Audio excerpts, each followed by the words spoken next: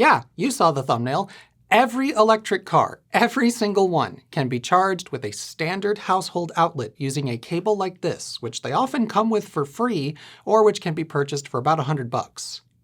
Electric cars don't need a special kind of electricity. They need the same electricity you have at home.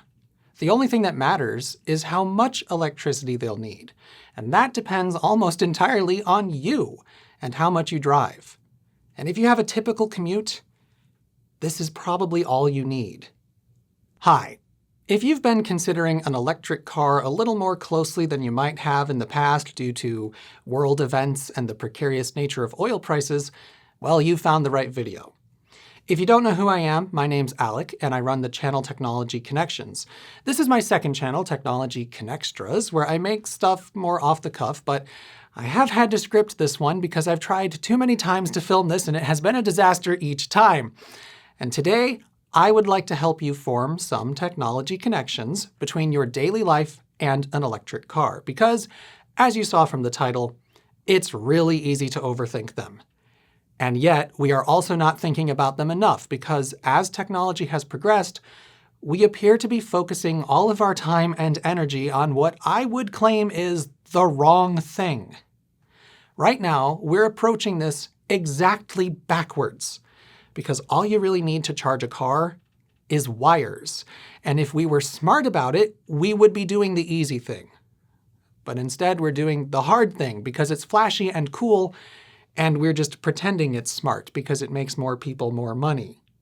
I'll explain what I mean by that shortly, but first I want to talk about who my intended audience for this video is, and also who it is not.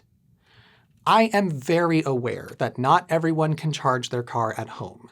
Perhaps you live in an apartment building or you live in a neighborhood with on-street parking. When I talk about how easy it is to charge an electric car at home, I'm not intending to deny your reality. In fact, I'm trying to demonstrate how ridiculous it is that you are stuck in a situation where you cannot charge an electric car somewhere that's convenient to you. Because all you need is wires, and if I were in charge, we'd be doing things quite differently, which is kind of the point of this video. But also, if I were in charge, I wouldn't want to just give everybody an electric car and call it a day. I am very plugged into conversations about car dependency and how frustrating our built environment is because it caters so heavily to the car and is often hostile towards other modes of transportation like transit or biking or even our own 2 feet. I make videos about electric cars because I think they are better and less destructive cars, not because I think they are the solution to all of our problems. I just wanted to put that on the record, as I often get accused of that very thought, but right now we have a severely car-centric infrastructure here in the US, which I believe is going to take longer to unwind than a lot of people wish it would. So we need to walk and chew gum at the same time, and my desire is to help people today. Activism is not a zero-sum game, and I say this with respect. I think activists would do well to remember that in conversations on the internet. With that out of the way, it is not really my intention to debunk a bunch of misinformation about EVs or anything like that. I will touch on a few of those things, but what I really want to do here is to reframe the conversation, to try and help you get over some of the common mental hang-ups I know many people have when it comes to using an electric car. I'm also making this as a sort of test video for a remake I want to do of my EV charging guide. Some information in that video is out of date, particularly the information on charging connectors, but there's actually great news there, and I'll be talking about it towards the end of this video. But I'm going to start with a mental hang-up, which is the result of a bit of misinformation, and that is battery pack lifespan. Way too many people still believe that the battery pack in an electric car is something of a consumable item, which is going to need replacement down the road. This is not true, and has essentially never been true. But the good news for people who might be watching this video is that this misconception has depressed the value of used EVs quite heavily. Or at least, it did. One of the reasons I'm trying to rush this video out, though I clearly didn't do that good of a rush job, is that if you are considering a used electric car, you might want to do that soon. More and more people are waking up to the realities of what might happen to oil prices, and it already looks like the value of used electric cars is going up. Now, if you are worried about assessing the battery health of a used electric car, there are tools you can use to do that, and I will link some information in the description. But truly, you should not be worried about buying a used EV. I would avoid used Nissan Leafs for reasons I will talk about later in the video, but pretty much any other model is likely to be a great choice and serve you very well for many years to come, even if it was made before the world ended in 2020. But anyway, this video is not really about the wrong things people believe about electric cars. It's more about understanding all the different ways they can be charged, because there are so many opportunities we're just not taking advantage of right now. But I'm going to say something now which will probably get some people upset with me, yet I believe it to be true. The last people you should be getting advice from when it comes to electric cars are electric car enthusiasts. They can be really good at keeping up with new information and knowing what the best of the best might be at any given moment, but they largely do not know what is important to normal people at this point, and will likely steer you towards things you almost certainly don't need. A lot of those people get very obsessed with optimizing their electric car experience, and they don't necessarily have a very good grasp of how off-putting their preferred strategies look to those who aren't familiar with electric cars yet. What I'm saying is they mean well, but they can make it seem a lot harder than it actually is. Also, it's not important right now, but Tesla enthusiast is a very distinct subset of electric car enthusiast, and, well, they have the bad habit of giving advice which is not relevant because they don't keep up with what the other industry players are doing. If they did, they'd be embarrassed by the fact that Tesla currently has just 4 800-volt capable DC fast charging stations in the entire world. But they're not embarrassed about that because they're not actually interested in the technology which makes electric cars work. They're just interested in their Tesla. Anyway, something that I think can be very confusing to people outside of the electric car world is that today's electric cars can operate in two radically different but complementary paradigms. One of those paradigms is the one you are already used to, where you use the car like a car, and once the battery charge gets low, you take it to a place to refill it quickly. We have made great strides here, and now charging times for electric cars are getting close to refueling time for gasoline. My car, for example, only takes 18 minutes to charge from 10% to 80% in good weather.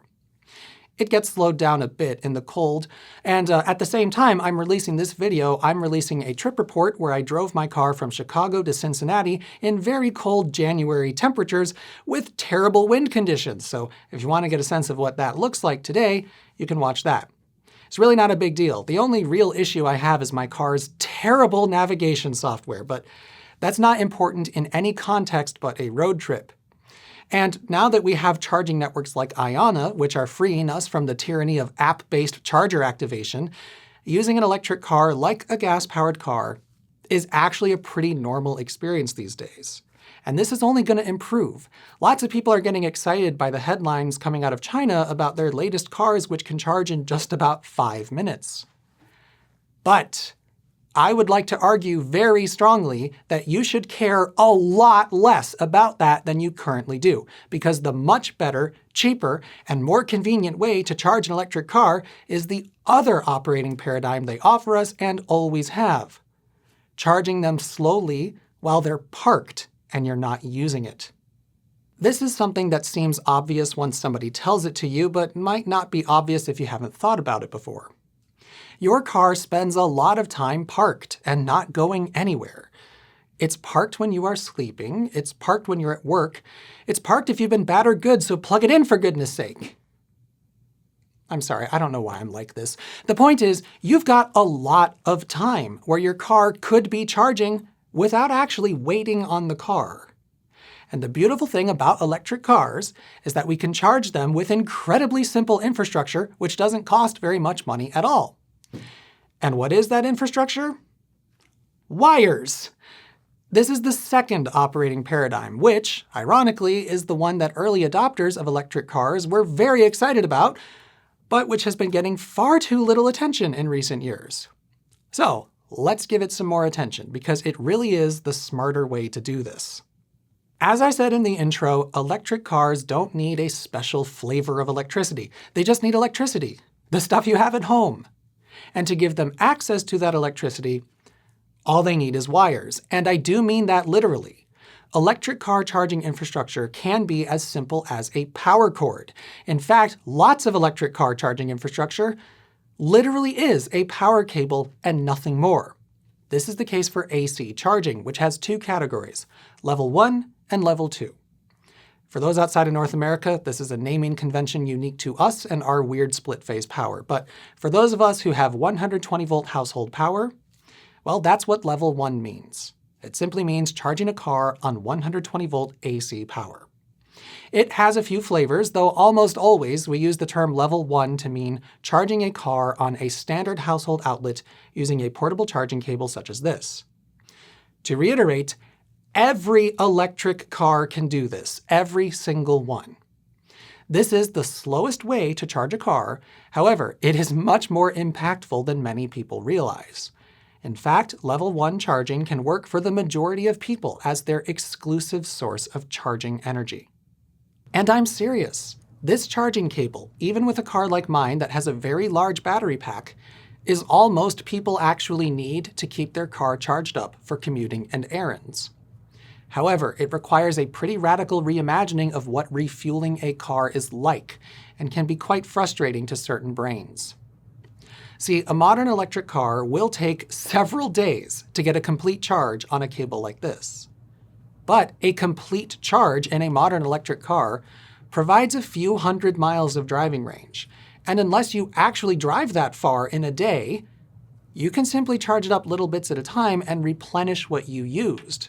There's no consequence to battery pack longevity or anything like that. The only practical downsides to level 1 charging for most people are that it is less energy efficient due to higher charging losses, which makes it slightly more costly than level 2, so it's still going to be way cheaper than gas.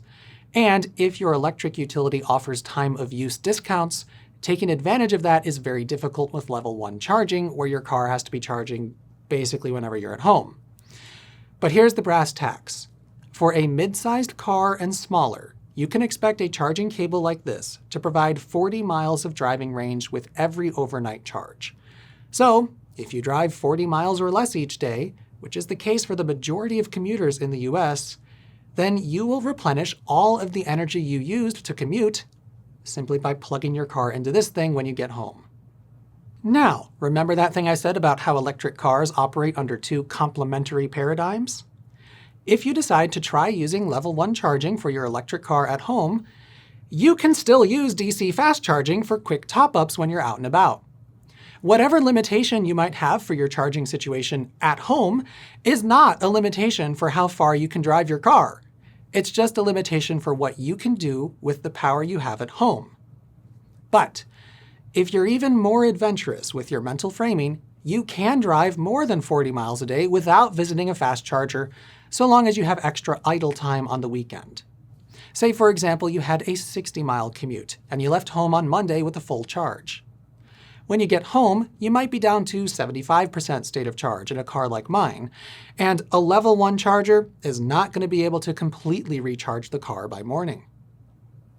But it might get you up to 92%, and that means you're only operating with a deficit of 8% per day.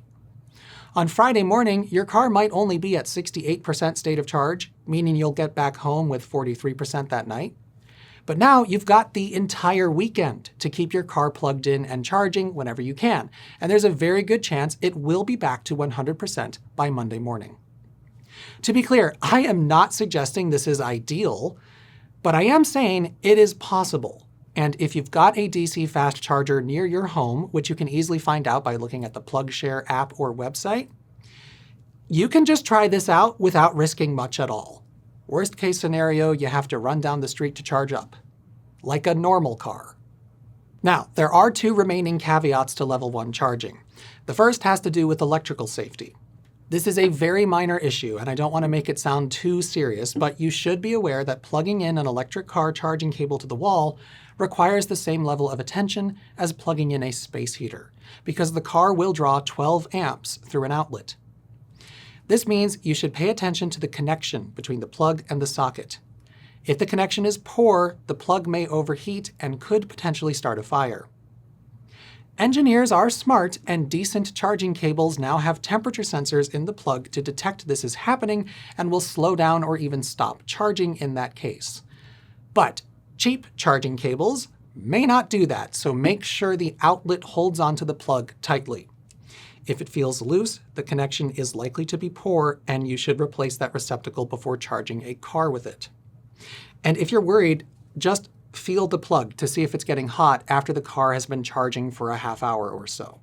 It's normal for it to feel a little warm, but if it's uncomfortable to touch, there is a problem. Also, you really shouldn't use level 1 charging cables with extension cords. I'm not saying it's not possible, but I am saying you need to be extremely cautious about doing that. And if you don't understand the fundamentals of electrical safety and wire gauge, you probably just shouldn't. Oh, right, also kind of related, the 12 amp draw from an electric car charging on this will max out a 15 amp circuit's capacity. So if you've got other things on that circuit, like a fridge or freezer, it's possible the car will cause the circuit breaker to trip. It's not a big deal, but it's something to be cognizant of, and this is less of a concern if you have a 20 amp circuit to charge your car. The other larger caveat with level 1 charging is cold climates. You probably know by now that cold weather reduces an electric car's driving range, and this is true. It is getting better with the addition of heat pumps to electric cars, but it is still quite significant, especially when the weather gets extremely cold. This is one reason you may want to upgrade to level 2 charging, which I will be discussing next. But the other important part of this caveat is that if your car is parked outside, in extremely cold conditions, a level 1 charging cable may not actually add very much energy to the battery pack.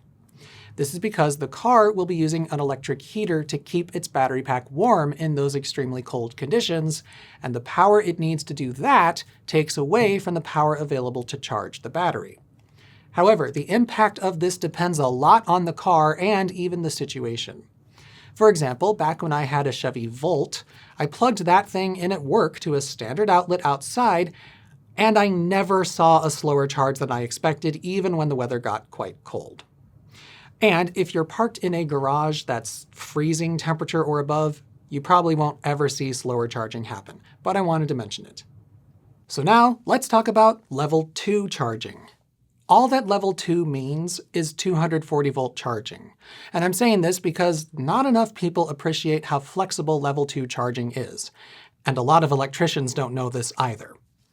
You're going to hear a lot of advice from people which says to install a NEMA 1450 receptacle, the matching one for this plug, and that's capable of providing 9.6 kilowatts of charging power to a car. And let me be clear, if you can do that, I would recommend it. But what an electric car enthusiast is not likely to tell you is that it's overkill for almost everybody. A charging circuit like that will offer you the ability to completely recharge most cars overnight, which is something a lot of people would like to have, but very few people genuinely need. And the reason I think this is important is because we have to deal with people who have limited electrical service in their home. I'm hoping we see electric code reform, and I'm probably going to make a main channel video about this because there are some very artificial limitations here which only matter on paper. But for now, an electrician is going to have to do a load calculation to determine how much available capacity your electrical panel actually has. And in many homes, that capacity is limited such that you cannot install a NEMA 1450 without getting a very expensive electrical service upgrade. But this does not necessarily mean you cannot have a level 2 charging station with the electric service you already have. Because you can put a charging station on a 30 amp circuit, or a 20 amp circuit, or even a 15 amp circuit. And even that weedy little 15 amp circuit will give you 8 miles of driving range for every hour your car is plugged in, meaning even 100-mile commutes become feasible using that charger exclusively. But let's back up a bit. The reason I said to charge an electric car all you need is wires is that is literally what this thing is. The technical term for this is EVSE, or Electric Vehicle Supply Equipment. But all it really is a fancy power cord. In fact, this is the exact same thing as the level 1 charger right here. It just has thicker wires so it can carry more current, and it has a NEMA 1450 plug so it can accept 240 volts. Otherwise, it's doing the exact same thing. It sends a signal to the car which announces its presence and tells the car how much current the charging cable can safely provide. In the case of this cable, that's 32 amps. And when the car requests power from the cable, it closes a switch inside this box and provides AC power directly to the car's charging port. That is all these things do. The car is what actually handles battery charging, and it has an onboard charger which will convert the AC power coming from the wall to the DC power necessary to charge its battery cells. And since this thing is really just a long-range cord with a car charging connector on one end and a fancy box in the middle, you might guess that they're pretty cheap. And you're correct. These things can be had for less than $200 these days, though I might go for something a little more expensive to avoid Amazon's sludge. The only expensive proposition to installing an electric car charging station is getting wires from your electrical panel to where you want the charging station to be. And the reason I get pretty frustrated and cranky about this is because nobody bats an eye when we think about running wires for appliances. For instance, when we're building a house and we decide to put in an electric dryer, it's just taken as a given that the electrician is going to install a 2-pole 30-amp breaker in the electrical box and run 10-gauge wire to the dryer outlet, wherever that might be. And yet, for some reason, when people imagine what it takes to install an electric car charging station, they often think it's more complicated than that, despite the fact that it is literally the exact same task. In fact, there are electric car charging cables like this, which plug into dryer outlets. And this means if you have an electric dryer in your garage, or maybe in a utility room next to a carport or something, congrats, you already have a very powerful circuit to charge an electric car. And there are even devices out there which will let you plug a car charger and a dryer into the same receptacle, and it will automatically stop your car from charging when you need to use the dryer. It's just wires! And the thing about wires, right, is that they just sit there in your walls undisturbed and will last 50 years or longer. If you elect to run a new circuit for a charging station, you'll only have to do that once. It's essentially permanent infrastructure. And while the charging station or cable might fail at some point down the road, you already did the hard part, and replacing it is a snap. If you go with a receptacle and cable like this, you literally just have to unplug a dead one and plug in a new one. I don't know why the world isn't getting excited about this. You can literally have a gas station at home using the exact same technology that operates your clothes dryer. And because, as I have already said, your car can charge while you do other things, like sleep, you do not have to care if your car takes 5, 6, 7, 8, even 10 hours to charge. All you need to care about is whether you can recover the energy your car needed to do your commute, errands, and whatnot in the time you have to do that. And what I'm trying to say is you have a lot of time, so do not stress too much over how much power your charging station can put out. There is no need to go overboard, and if all you can install is a 20-amp circuit, you are almost certainly going to be fine so long as your household doesn't drive more than 100 miles a day. Yeah, that's right. You can charge 2 cars with 1 cable. Electric cars have such a large range now that they don't need charging every day. So if you've got 2 cars in your household, you can charge one night and the other the next. Imagine that! And again, I know Midwesterners are very confusing to a lot of the rest of the world, so let me just stress, I am not saying you should not desire a more powerful charging station or that a more powerful charging station is not useful. I am saying you probably don't actually need one, and you should think through your needs before you spend lots of money you don't need to spend. It's good to be smart and frugal. Which reminds me, there's probably going to be some talk in the comments about technological solutions available to us which allow us to install higher current charging stations even when we have limited electrical service. I've even talked about these on my main channel, and they're really cool. What they essentially do is monitor how much current is being pulled by your entire home using inductive clamps on the main feed wires in your electrical panel, and then they'll automatically tell your car to slow down its charging if other electrical loads appear in your house. For instance, if your water heater switches on or you use the dryer, etc. But here's me with my frustrating Midwestern energy saying, you probably don't need that.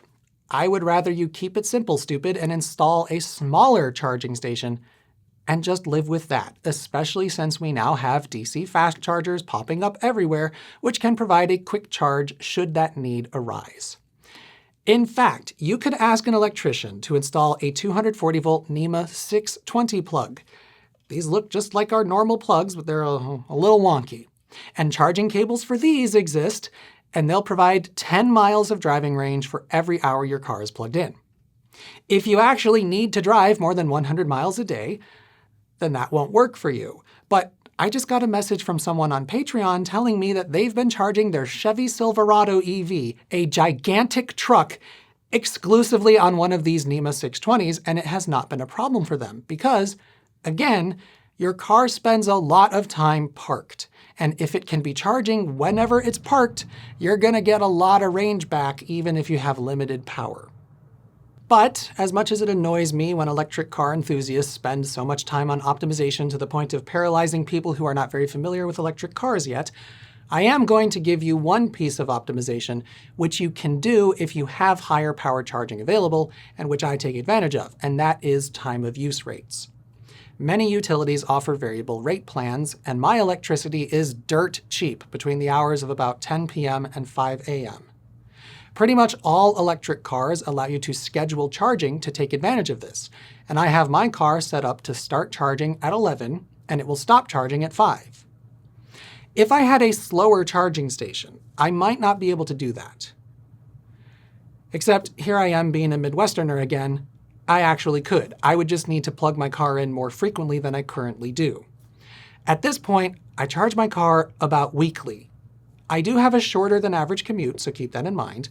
But if you have a 40-mile commute, a full charge on an electric car sold today is going to last you through the bulk of the week. So I personally don't think there's much of a point trying to install a charging station which could get you an entire charge in 7 hours or whatever, when you could simply plug your car in 2 or 3 times a week and still take advantage of cheap overnight electricity. Or whenever the rates are cheap in your area. That's probably going to start changing as more solar power ends up on the grid. But here in Illinois, we've got quite a lot of nuclear power on the grid, and I'm happy to use it in the dead of night. And to give you some additional context, my charging station actually takes about 12 hours to completely refill my car. But that's not a situation I ever actually encounter, because I limit my charging to 80%, which is believed to prolong the life of a nickel-manganese-cobalt battery pack, and I plug it in when the car is down to 30%, which means the actual time it takes my car to charge is just 6 hours. I haven't explicitly said this yet, but this is why I think it's kind of foolish to focus on how quickly a charging station can get a car charged from empty to full. That's just not a thing that actually happens. If you're charging your car that way, you either drive a terrible commute or you're being very silly. And at this point, I'm going off script for the rest of the video, so buckle up. Really, I just want to get this done and we'll make the rest of my points from my notes. The reason I keep saying all you need is wires and we're doing this exactly backwards has to do with the opportunities we are not taking, which would make this so much cheaper and easier. The way we appear to be solving the problem of I cannot charge my car at home is to try and replicate the old fueling paradigm with DC fast charging. And again, this is technically possible, but it's far from ideal. In fact, it is the opposite of ideal. This is a $300 charging cable. The DC fast chargers you see out and about are 5-figure machines, which require enormous electrical hookups from the power grid, and that means every DC fast charging site you see was probably a 6-figure affair at minimum, or if it's a larger charging site, a multi-million-dollar affair. And somebody has to pay for that, and the people that are going to pay for that are the drivers who use those charging stations. And that means the electricity you get from a DC fast charging station is often 3 to 5 times as expensive as retail electricity. So not only are we saying renters who can't charge at home should just have to deal with a worse experience, but it's also a much more expensive experience. I've already identified several scenarios where having DC fast charging available close to your home is useful. But something that I need to stress is that if we do this right, we should not be using those except when we go on road trips. Because I have this charging cable at home, well, really, I use a different charger than this, but it's exactly as powerful as this. Because I have one of these at home, I do not use DC fast charging in my local area. The closest DC fast chargers I use are in Wisconsin and Indiana. I have used a local DC fast charger one time because my plans suddenly changed and I didn't have enough range to get to the city and back in the winter. But actually, I did. I was just being overly paranoid about that, and I figured, why not? I have that charging station there. It's about 5 minutes from where I live. Spent 5 minutes on that charger just to give myself a bit of a security blanket, and there we go. But that is literally the only time I have used DC fast charging infrastructure in my local area, except for making YouTube videos about DC fast charging. And this is what I mean about we are not thinking enough about electric cars, because for someone who understands them well, I can tell you we are going to need to have the density of electric car charging that we see today for gasoline on interstate corridors. Basically, truck stops are going to have to install a bunch of DC fast charging so people like me can make trips at the drop of a hat to wherever we want to go. But when we're at our destinations, we shouldn't be using those things because every building in this country has electricity. This is the thing, right? I keep saying all you need is wires because all you need is wires. And one of the ways we could be solving charging for people who can't charge at home is to let them charge at work. I am sitting in a commercial building which has, I just checked, a 500 kVA pad mount transformer. That means that transformer can supply 0.5 megawatt of charging power. And I know for a fact that this building is not using anywhere near that capacity. This is an industrial building. It has that transformer because people could be using industrial machinery or whatever, and every unit in here has 200 amp three-phase service. But based on the businesses that are in this building, I can guarantee nobody is using anywhere near that. So right here, we have the electrical capacity to install a few dozen powerful charging stations in the parking lot, and we could charge people minimal amounts of money to use them because it is basic electricity rates. Now, it's a little bit more complicated than that because it's a commercial power bill and there's going to be demand charges. But what I'm saying here is we have the opportunity to simply trench some wires out to the parking lot, install a bank of chargers, and solve the problem that way. Now, obviously, I know a lot of people work from home these days. That doesn't solve the problem for everyone. But my point is, all we need is wires. And if your car is going to be parked for 8 hours, you don't have to care how fast it charges. This is the thing I'm really trying to get more people to understand, because those of us that were early adopters of electric cars just intuited this very quickly, and we see this as an obvious benefit. But I keep encountering people who are very hung up on the fact that their car will take hours to charge. They just haven't yet thought through that you don't have to wait on the car. You can do other things. And another reason I personally think it's important to get chargers at workplaces is because as more solar power gets put on the grid, it would be most useful if we can use it while the sun is up. And a great way to do that is to be charging electric cars. Because I charge my car in the middle of the night, I can't take advantage of that. Whereas if I had a charging station here in the parking lot, I would probably plug in here, assuming the electricity was, cheaper than I can get it at home, which again, it may not be. But my point is, we are not going to be able to do things like utilize solar energy during the day and vehicle-to-grid technology if we don't get charging cables like this installed where people work. So if we do that, we are also going to have a more sustainable charging infrastructure, and we'll solve the problem of people who cannot charge at home. What I imagine happening is that a lot of workplaces will start saying, okay, we offer EV charging as a perk, but if you have charging at home, please don't use it. It might be difficult to manage, but probably the charging at home is still going to be cheaper for people who can access it than charging it at work. But even charging at work on a slow charger like this, even if it costs twice as much as retail electricity at home, that's still cheaper than a DC fast charging station. To give you some context, Iona is one of the cheapest DC fast charging providers right now, and this station in Janesville, Wisconsin is charging 33 cents per kilowatt hour. That is triple what I pay for electricity at home on average, and 6 times what I pay for electricity for my car by charging it overnight. So yeah, some charging stations are over 50 cents per kilowatt hour or even 70 cents per kilowatt hour, and it is not fair to force renters into using those things when if we just ran some wires from the building to the parking lot, they could take advantage of cheap charging infrastructure, which is cheap to install and cheap to operate. So that is why I've been saying we're doing this exactly backwards. Our attention is on the technology which is enabling road trips, because that's important.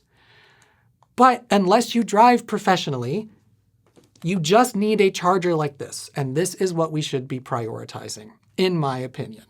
But I believe I'm correct. And now I'll finish up by returning to used EVs and talking about the charging connector change we are going through, but which miraculously doesn't actually matter.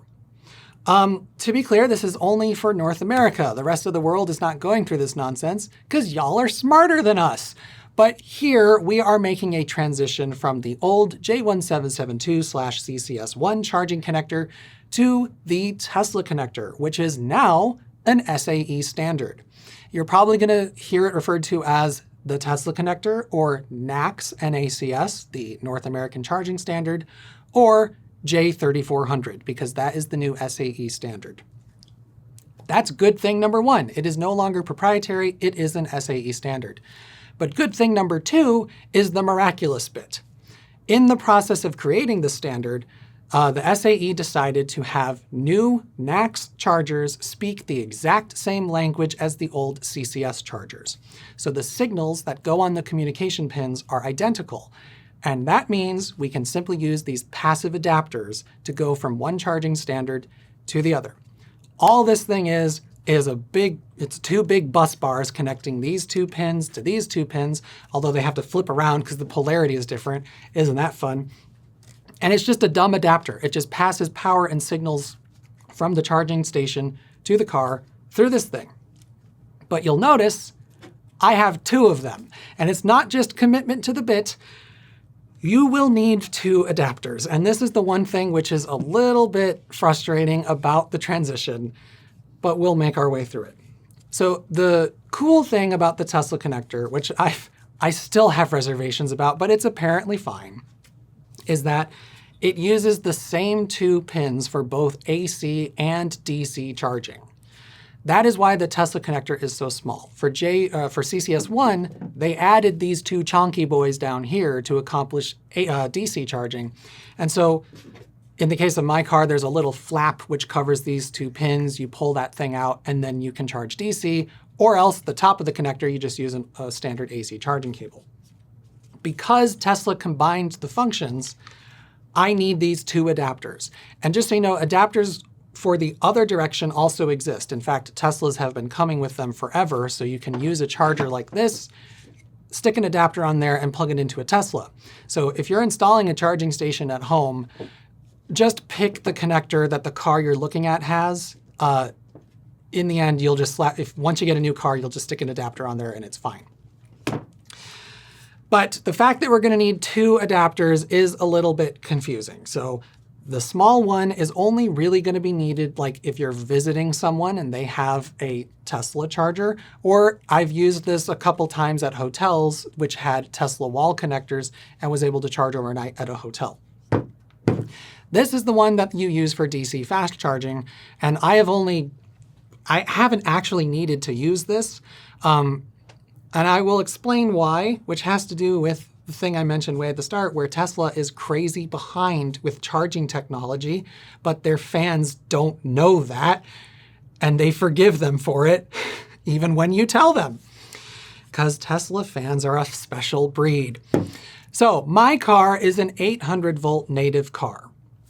This is not important for most cars, but this is some weeds that you might be interested in knowing. My car is an 800-volt native car. That means the battery pack voltage is about 800 volts. It's not really, it's a little lower than that, but we classify between 400 and 800 volts. And when you DC charge, these pins directly connect the off-board charger to your battery pack. This means the charging station has to be able to put out at least 800 volts to charge my car as quickly as possible. And because almost none of Tesla's charging infrastructure can do that, it does not make any sense for me to go to Tesla superchargers. So for the most part, I've been using other charging networks which have CCS1 connectors, because even the oldest chargers out there from Electrify America, they have all been 1000 volt capable from day one. What really happened here, and again, Tesla fans just forgive them for everything, was Tesla made a very big strategic error when they designed the original connector, because it was not capable of handling voltages higher than 500 volts. And they have made a hardware revision which has made that possible, but Tesla basically just thought, we don't need higher voltage, it's fine. And the rest of the industry understands higher voltages allow you to charge the battery pack faster because resistive heating is cut almost in a quarter when you double the voltage. But again, Tesla fans are not that interested in the technology of electric cars, they're interested in their Teslas. Sorry, I don't want to keep beating that dead horse, but seriously, do not listen to them. They will for instance, they will tell you advice about charging a car to get it down to like 5% before you plug in, because Teslas charge faster that way. My car does not. My car's fastest charging window is between about 30 and 55%. So if you're trying to optimize on a road trip, the advice someone will give you for a Tesla is exactly wrong for my car. You don't want to get it down to 5%. You will waste time. It's ideal to plug it in around 20%. But again, let's not beat that dead horse. I'm just saying I haven't actually really needed to use this thing because the most useful thing it would do for me is unlock Tesla superchargers. And my car, while it can charge on those things, it has to do this really cool trick it does with the rear motor inverter, where it uses the rear motor as a buck converter. I think that's the right term, and steps the voltage up. But it can only do that at about 80 to 100 kilowatts of charging power. So it's very slow to use a Tesla supercharger because, again, they are way behind when it comes to charging technology. But also, something which is important for people that might be looking at used electric cars to know. This adapter only works on version 3 and version 4 superchargers. It does not work on version 2 or version 1 superchargers. So if you're aware that the Tesla supercharger network is opening up to other cars, a good deal of their existing charging stations do not work with non-Teslas. And this, I think, is actually the most confusing thing about the transition. And this is entirely Tesla's fault because they never update their old charging hardware. They maintain it well, but they never update their old charging hardware. So a lot of their earliest charging stations, they're still there and usable to Tesla drivers, but they are not usable to non-Tesla drivers. And my friend Robert has shared several pictures with me of non-Tesla drivers plugged into version 2 superchargers. And they left their car there. They apparently just thought they could plug it in and walk away, but no, it is not charging. So that's not great. But every other charger that uses the new connector is going to work directly with a car with CCS. And I have used this adapter at that Iona station to test it, even though the Iona station had plenty of CCS1 chargers available. I didn't need to use this adapter, I just wanted to test it out. And also, again, this is weedsy stuff nobody needs to care about, but Hyundai cheapened out. They gave me this adapter for free. That's nice of them. But this adapter can only handle 350 amps, which is not a problem for my car at all. But if you tried to use this adapter with a different car, it could be a problem. So Again, it's going to be a little bit fun as we go through this adventure, but I don't really care about that. A lot of people got really up in arms about Hyundai's decision, but this lives with my car. It's going to stay with my car forever. Is it silly that they cost cut this a tiny little bit? Sure, but it doesn't matter. So the important thing of this nonsense section I've been rambling about is that if you get a car with a CCS1 connector, do not feel as if you bought a car with an obsolete charging connector. It will work just fine on new charging equipment. The only exception is a car with a CHAdeMO connector. And this is basically just the Nissan Leaf. There were a couple other cars that ended up here with that connector, but the CHAdeMO connector is big in Asia, and Nissan brought it over, and basically it's now obsolete. So if you want to buy a used Nissan Leaf, you certainly can, but understand, especially the first 2 model years had a very poor battery pack design, and a lot of them have really degraded quite badly. But even the better later ones with longer ranges, it is not really going to be possible to DC fast charge them in the future.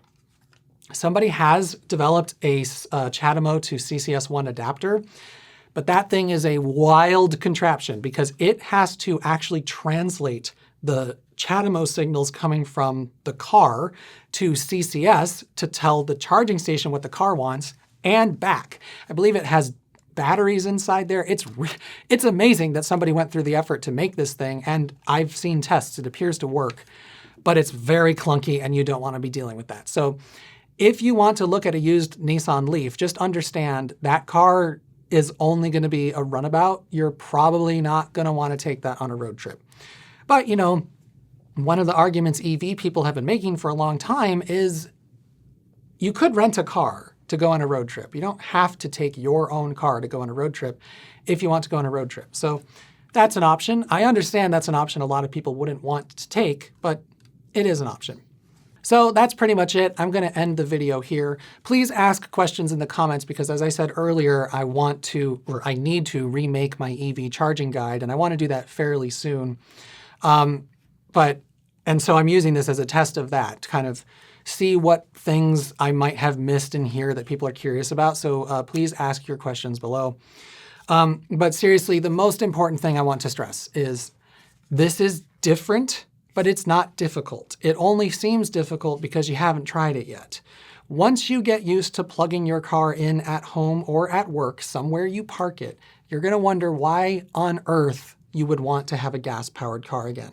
This is an almost universal experience for EV drivers, but that experience does not happen for people who purchase an EV and expect to use it like a gas car. And I know there's a lot of people doing that, which saddens me, quite frankly, because they may not realize they are signing up for a less than ideal experience. And it just frustrates me to no end because the ideal experience is cheap as chips. It's literally just wires. And if we had smart policy, we would be getting wires in more places, and we wouldn't be encouraging multi-million-dollar fast charger installations within the city limits. As I said, we're always going to need some, but, you know, Circle K is installing a lot of DC fast chargers at the Shell stations around here. I think they're doing it all across the country. And it almost just feels like a waste because I'm never going to use those. And the only people that I can think of in my life that might use those are people that I know from out of town that are going to visit, but also they can use my charger. So it's frustrating how we're doing this because, like I said, we're doing it backwards. We're getting very excited about the headlines of faster charging cars, but not enough people are realizing that context only matters on road trips or for professional drivers. And that is one caveat to say. That is, professional drivers, rideshare drivers, delivery drivers, etc., are going to be the main users of DC fast charging infrastructure in a local area, and we will need that infrastructure for them. But for typical car driving, you should not be using DC fast charging unless you're going on a road trip or you have an oops moment. So this is what I meant by there's 2 different paradigms. We're focused on the wrong one, and I hope you understand what I mean. But thanks for watching, and I hope you consider driving an electric car soon. If you're wondering why I haven't talked about hybrids, well, I'm going to talk about hybrids soon on the videos I'm doing on my main channel with engine management. But here's something I will say, and I just realized I should have said this earlier. If you cannot charge your car at home, don't buy a plug-in hybrid. I'm noticing this thing now where a lot of people think the word hybrid means the car has a plug. I don't know how this happened, because hybrid cars don't have plugs. They just have a small battery pack and electric motors which assist the engine. Plug-in hybrids are a recent category of car, but now I'm seeing more and more people assume the word hybrid means the car has a plug. And I'm telling you, if you cannot charge at home, don't buy a plug-in hybrid, because the use case for those makes absolutely no sense except home charging. Even workplace charging with a plug-in hybrid is arguably kind of silly, because, as I said, public charging tends to be more expensive. Now the math might be changing, but plug-in hybrids do not make sense unless you can regularly charge them at home. So if you cannot charge at home, don't consider a plug-in hybrid. Just don't. It is a worse hybrid. You're going to pay more money for more battery capacity you won't ever use, and they get worse fuel economy because they're carrying around more batteries. So I will say that. If you're wondering why I'm not talking about hybrid cars, it's because ultimately I think the combustion engine is a dead end and we need to move away from it as quickly as possible. But I understand that during the transition period, a lot of people would be better suited to have hybrids. Frankly, hybrids should have been the default drivetrain technology for the past 20 years. But again, there's a lot of misconceptions about them. I'm noticing people have wild imaginations of what hybrid drivetrains are like. The reason why Toyota's hybrids are so bulletproof is because that drivetrain is simpler than a transmission. People think it's like two separate drivetrains, but it's actually an engine connected to a transmission, which isn't really a transmission. It's two motors and a planetary gear set. That's why they're so reliable. There's way fewer moving parts in the transmission, and they're simpler cars than a car with even like a 4-speed automatic transmission. Hybrids are much simpler cars. It's just they have more complicated electronics to drive those motors. But anyway, I will actually end now. Thanks for watching. Hope this helps. Let's move towards a better future, please. I'd rather we spend less money moving about the country.